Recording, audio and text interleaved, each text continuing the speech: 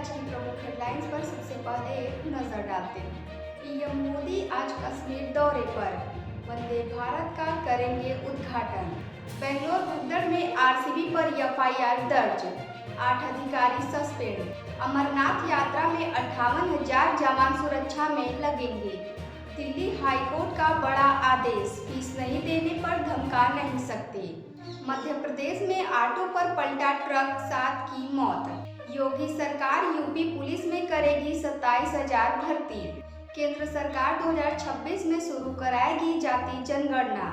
अमेरिकी राष्ट्रपति ट्रंप और एलन मस्क के बीच वॉक युद्ध। बिहार सहित 8 राज्यों में भारी बारिश का अलर्ट। भारत में ही बनेगा राफेल जेट की बॉडी।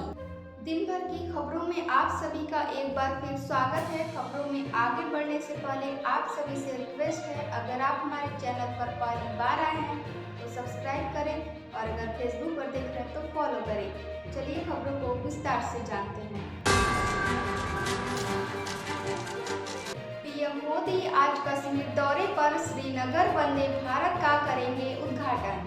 प्रधानमंत्री कार्यालय के मुताबिक पीएम सुबह करीब 11 बजे दुनिया के सबसे ऊंचे रेलवे आर्च ब्रिज चिनाब पुल और देश की पहले केबल स्टेड रेल ब्रिज अंजी पुल का दौरा और उद्घाटन करेंगे। कश्मीर को देश के बाकी हिस्से से जोड़ने वाली पहली वंदे भारत एक्सप्रेस शुक्रवार को कटरा स्टेशन से चलेगी। प्रधानमंत्री नरेंद्र मोदी कटरा में इसे हरी झंडी दिखाएंगे।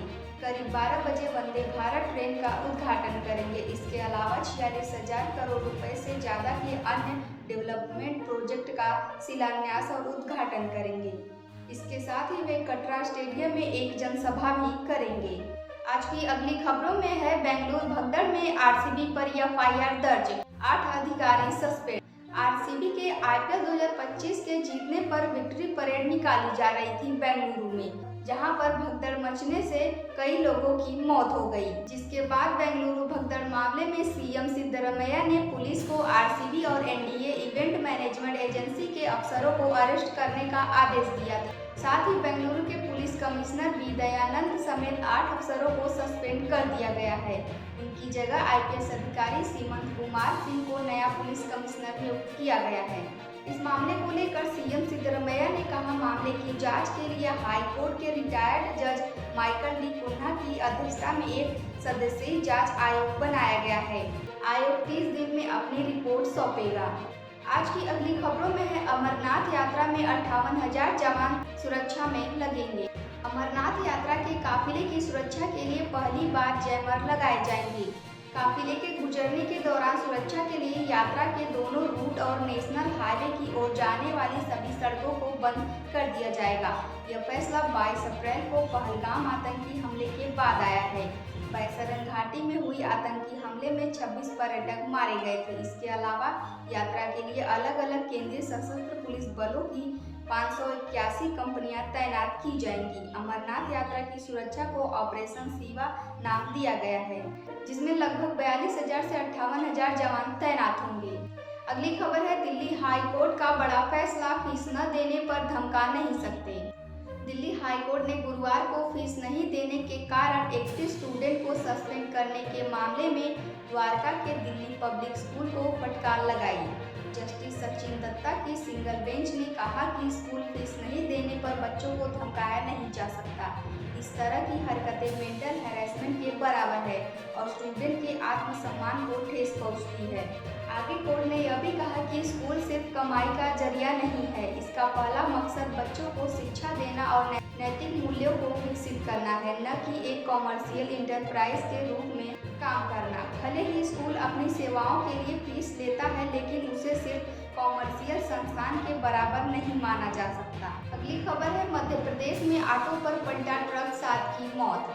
रीवा में सीमेंट पिलर से लदा एक बल्कर ट्रक ऑटो पर पलट गया। हादसे में ऑटो सवार 7 लोगों की मौत हो गई।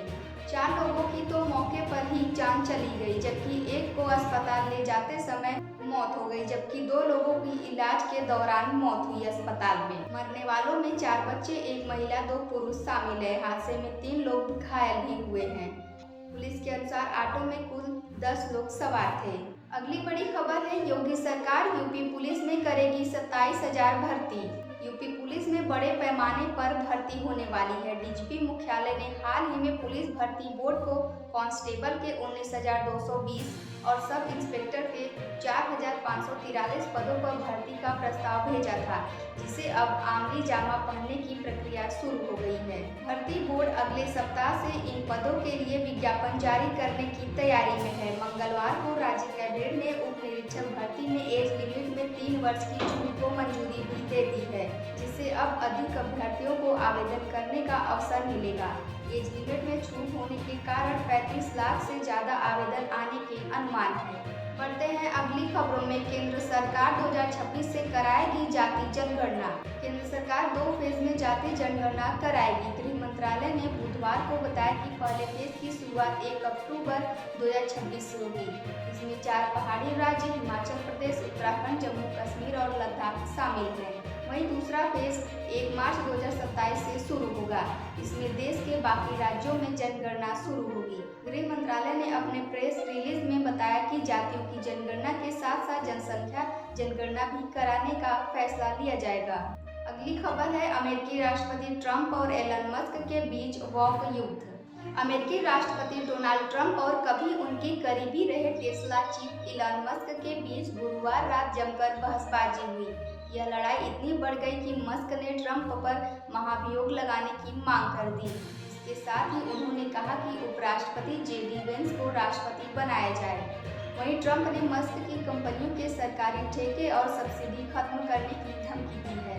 ट्रंप ने सोशल मीडिया पर लिखा कि हमारे बजट से अरबों डॉलर बचाने का सबसे आसान तरीका है ऐलान की सरकारी सब्सिडी और कॉन्ट्रैक्ट्स को खत्म कर देना। मुझे हमेशा हैरानी होती थी कि बाइडेन ने ये पहले क्यों नहीं किया। अगली खबर है बिहार सहित 8 राज्यों में भारी बारिश का अलर्ट। मौसम विभाग ने शुक्रवार को बिहार समेत पूर्वोत्तर के 7 राज्यों में भारी बारिश का अलर्ट जारी किया है। वहीं 17 राज्यों में आंधी तूफान के साथ बारिश की संभावना जताई गई। पश्चिमी राजस्थान, तमिलनाडु और पुडुचेरी में गर्मी उमस की आशंका है। राजस्थान के 8 जिलों में आज बारिश का अलर्ट जारी किया गया। 12 जिलों में गुरुवार को भी तेज हवाओं के साथ बारिश हुई। आज की अंतिम खबरों में है भारत में ही बनेगा राफेल जेट की बॉडी। राफेल फाइटर जेट की मेन बॉडी अब हैदराबाद में बनेगी। भारत की टाटा एडवांस्ड सिस्टम लिमिटेड ने इसके लिए फ्रांस की कंपनी डसॉल्ट एविएशन के 4 प्रोडक्शन ट्रांसफर एग्रीमेंट साइन किए हैं। राफेल की पहली फ्यूजलॉज यूनिट 2028 में असेंबली लाइन से बाहर आएगी। हैदराबाद में बनाए जा रहे मैन्युफैक्चरिंग प्लांट से हर महीने 2 पूरी मेन बॉडी तैयार होने की उम्मीद है। टाटा और डसॉल्ट की ये साझेदारी भारत के रक्षा क्षेत्र में निजी कंपनियों की भागीदारी को बढ़ाएगी। डसॉल्ट ने कहा कि ये प्रोजेक्ट भारत और फ्रांस के बीच रक्षा सहयोग का एक बड़ा कदम है।